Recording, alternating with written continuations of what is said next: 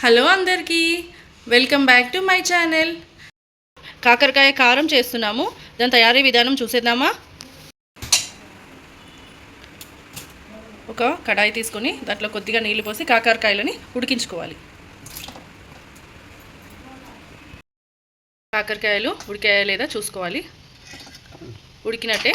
ఇప్పుడు వీటిని తీసి పక్కన పెట్టుకుందాం. ఇప్పుడు కాకరకాయలోకి కారం తయారు చేసుకుందాము. జీలకర్ర పొడి, వెల్లిపాయలను దంచి పెట్టుకున్నాము. ఇప్పుడు కొద్దిగా మెంతి పొడి వేసుకోవాలి. 1 కప్పు శనగపిండి, కొద్దిగా ధనియాల పొడి, తగినంత కారం,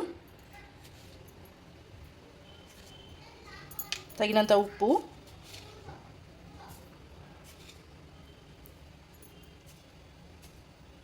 కొద్దిగా కొబ్బరి పొడి, కొద్దిగా నువ్వుల పొడి వేసుకొని కలుపుకొని పెట్టుకోవాలి.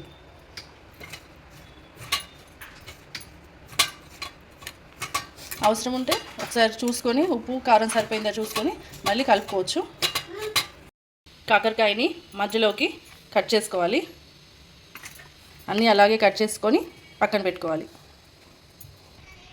కలిపెట్టుకున్న కారాన్ని కాకరకాయ మధ్యలో వేసి స్టఫ్ చేసుకోవాలి.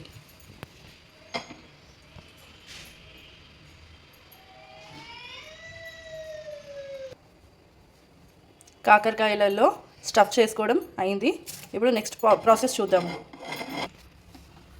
ఇప్పుడు ఒక వెడల్పాటి బాండి తీసుకోవాలి. తీసుకొని కొద్దిగా నూనె వేసుకోవాలి.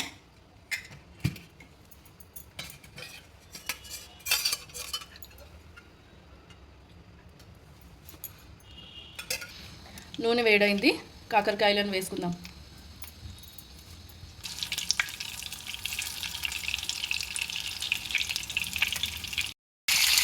అన్నీ వేసుకొని మీడియం ఫ్లేమ్లో పెట్టుకొని అటు ఇటు తిప్పుతూ బాగా వేయించుకోవాలి.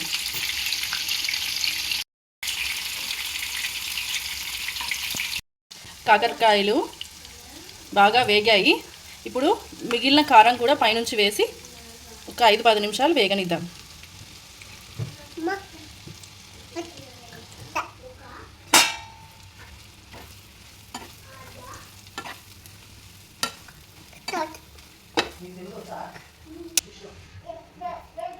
కాకరకాయ కారం రెడీ. మీరు ట్రై చేసి చూడండి. Thank you for watching. Please subscribe to my channel.